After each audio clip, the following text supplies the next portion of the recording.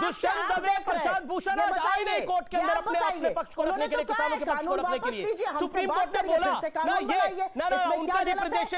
उनका रिप्रेजेंटेशन कल वो कोर्ट में थे, आज जब कोर्ट में सुनवाई हुई, निर्णय हुआ तो वो कोर्ट में नहीं थे, तो उसकी जिम्मेदारी भी ऑनरेबल सुप्रीम कोर्ट की है। सीजीआई की जिम्मेदारी है कि सारे वकील उपस्थित हो वहां पर। क्यों नहीं आए प्रशांत भूषण और दुष्यंत दवे? ये पूछना चाहिए किसानों को उनसे, वो किसानों के वकील है ना। आज किसानों के ऊपर इतना महत्वपूर्ण निर्णय था, वो क्यों नहीं थे? जिन लोगों ने जब बोला गया कि ट्रैक्टर रैली वहां निकलेगी, मतलब ट्रैक्टर रैली निकलेगी 26 जनवरी को, और जो लोग वकालत कर रहे हैं इस एनआरकी की कि ट्रैक्टर रैली निकलनी चाहिए, वो लोग किस देश में सिस्टम के जाते हैं? जो कल तक लोग ट्रंप का विरोध कर रहे थे कि ट्रंप ने गलत करा, वो भारत में क्या कराना चाहते 26 जनवरी को? ये निर्णय करे देश, ये देश के लोग सोचे। संबित पात्रा, मैं आपके पास आता हूं। संबित पात्रा, मैं आपके पास आता हूं। आप भी यही चाहते हैं कि यो वे और हाईवे, आपको दूसरे का विचार पसंद ही नहीं है, आप पर यह आरोप है। बोलिए, समस्या का समाधान आप नहीं कर पाए, फेल आप हो रहे हैं, आप आरोप विपक्ष पे लगा रहे हैं। जवाब दीजिए डॉक्टर पात्रा। अमीश भाई, हम सब इतने जोर जोर से चिल्ला कर माइक्रोफोन फाड़ करके बहस क्यों कर रहे हैं? ये सारा चीज तो कोर्ट में हो गया। किसी को लगता है कि वो उसके बहस में ज्यादा दम है तो सुप्रीम कोर्ट जाना चाहिए था ना, दवे साहब को भगाना चाहिए था, उनको जाना चाहिए था, कन्विंस करते वहाँ पर कोर्ट में। सारा कुछ कोर्ट में सुनवाई हो गया। कल तो ये प्रेस कॉन्फ्रेंस करके कह रहे थे देखो सरकार को गाली पड़ रही है, वाह वाह सुप्रीम कोर्ट कितनी बढ़िया है, ऑड डे में कुछ और इवेंट डे में कुछ, और आज कह रहे हैं ये सीजीआई को कुछ समझ में नहीं आ रहा है, ये निष्पक्षता से काम नहीं कर रहे हैं। मतलब कुछ कड़वा कड़वा गप गप, मीठा मीठा गप गप, कड़वा कड़वा थू थू करके बैठ जाएंगे। देखिए कोर्ट के पूरे जजमेंट को पढ़िए। आज कोर्ट ने क्या कहा है? Based on material evidence, material facts, ये चारों महानुभूति जो बैठेंगे, ये चारों महानुभूति अपने मन से कुछ नहीं कर सकते हैं। जो मटेरियल फैक्ट इनके सामने रखा जाएगा वो मटेरियल फैक्ट वो कोर्ट के सामने सबमिट करेंगे और कोर्ट फिर इन मटेरियल फैक्ट्स के आधार पर निर्णय लेगा। नंबर एक। नंबर दो, अगर ये चारों आपको लगते हैं, मैंने इनका भी बताया कि ये सब चेयरमैन डायरेक्टर कांग्रेस के समय में थे, फिर भी आपको लगता है कि ये चारों हमारे हैं, मगर ये योगेंद्र यादव, कल अरुंधति राय भाषण दे रही थी, अरुंधति राय, ये दर्शनपाल सिंह, ये ठीक है, ये ठीक है, सीजीआई गड़बड़ है और ये चारों गड़बड़ है। आप बताइए, कमाल की बात है। मतलब चीफ जस्टिस ऑफ इंडिया, उस पर तो आप सवाल उठा सकते हैं, मगर योगेंद्र यादव जी ब्रह्म मूर्ति योगेंद्र यादव है, वो एकदम मैं बीच में नहीं बोल रहा हूं, एक सेकंड में भी आराम से, मैं तो बीच में नहीं बोल रहा था। आप बताइए, ये योगेंद्र यादव ब्रह्म मूर्ति योगेंद्र यादव है, ये शंख चक्र गदा पद्म धारण करके खड़े हैं यहाँ पर कि ये बिल्कुल निष्पक्ष हैं और बाकी पूरी दुनिया पक्षपात कर रही है। ये अरुंधति राय क्या एकदम भगवत सत्ता है? ये अरुंधति राय जो बोलेगी वही सच होगा, वही होगा। ये प्रशांत भूषण और ये उमर खालिद, ये लोग जिस टीम में रहेंगे वही टीम पाक साफ है, बाकी टीम सब बेकार की टीम है। ये क्या मजाक रखा है? ये इनको अगर सीजीआई पे भरोसा नहीं है, इंडिया के सुप्रीम कोर्ट पे भरोसा नहीं है, यूनाइटेड नेशन जाइए, वैक्सीन नहीं लगाएंगे, चीफ जस्टिस जो बोलेंगे उसको भी नहीं मानेंगे, जाइए यूनाइटेड नेशन में जाके, राहुल गांधी तो वहीं मिलान पे है, जाइए वहीं से चले जाएंगे, वहां जाके पिटीशन दीजिए। किसी पे भरोसा नहीं है, फिर चिल्ला चिल्ला के डिबेट करेंगे। अच्छा अमीश, आप चाहती हैं ऐसा कि ट्रैक्टर रैली निकले 26 जनवरी को? अमीश जी मुझे 10 सेकंड राजपथ पे 1 सेकंड सब रुक जाइए। जेम्स के चौथे स्तंभ को बोला है, मुझे 20 सेकंड दीजिए। डॉक्टर पात्रा होल्ड ऑन, बोलिए मैडम, आप चाहती हैं कि 26 जनवरी को रैली निकले? चौथे स्तंभ को तो ललकारना चाहिए। 26 जनवरी को रैली ऐसी निकले, आप चाहती हैं?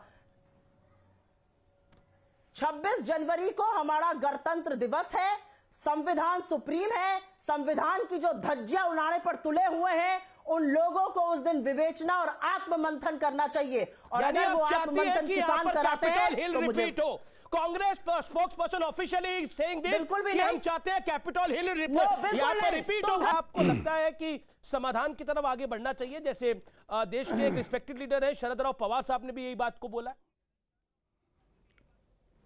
अमीश जी, मैं समाजवादी पार्टी के प्रवक्ता होने के साथ साथ एक किसान भी हूं और मुझे आपको इस डिबेट में समय देना चाहिए था। खैर कोई बात नहीं, आपने देर से दिया, तो थोड़ा धैर्य से मेरी बात सुनने का प्रयास करें। जी जी। आपने अपनी डिबेट की शुरुआत की सुप्रीम समाधान, जिद पर क्यों अड़े हैं किसान? समाधान तो कुछ हुआ ही नहीं अमीश जी। कौन सा समाधान हुआ?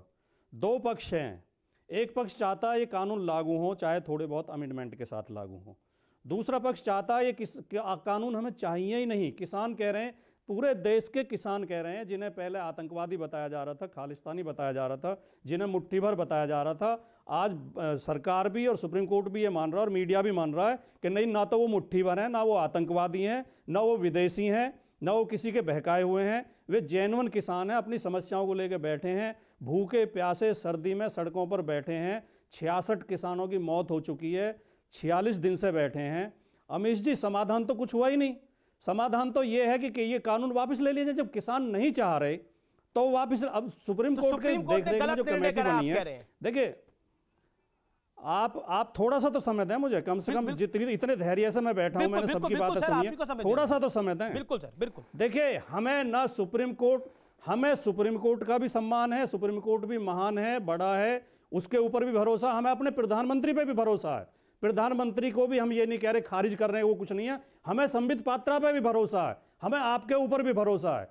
लेकिन ये तो बताएं, किसानों की भी तो बात कोई सुन ले।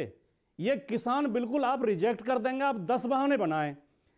संबित पात्रा जी ने कहा कि सुप्रीम कोर्ट से बड़ा कोई नहीं है, इस बात का भी मैं विरोध करता हूं। सबसे बड़ी जनता है, लोकतंत्र में, जनतंत्र में सबसे बड़ी जनता होती है। जनता के लिए सरकार है, जनता के लिए सुप्रीम कोर्ट है, जनता के लिए प्रधानमंत्री हैं। अगर वो जनता कह रही है हमें ये कानून नहीं चाहिए, तो ये नहीं चाहिए।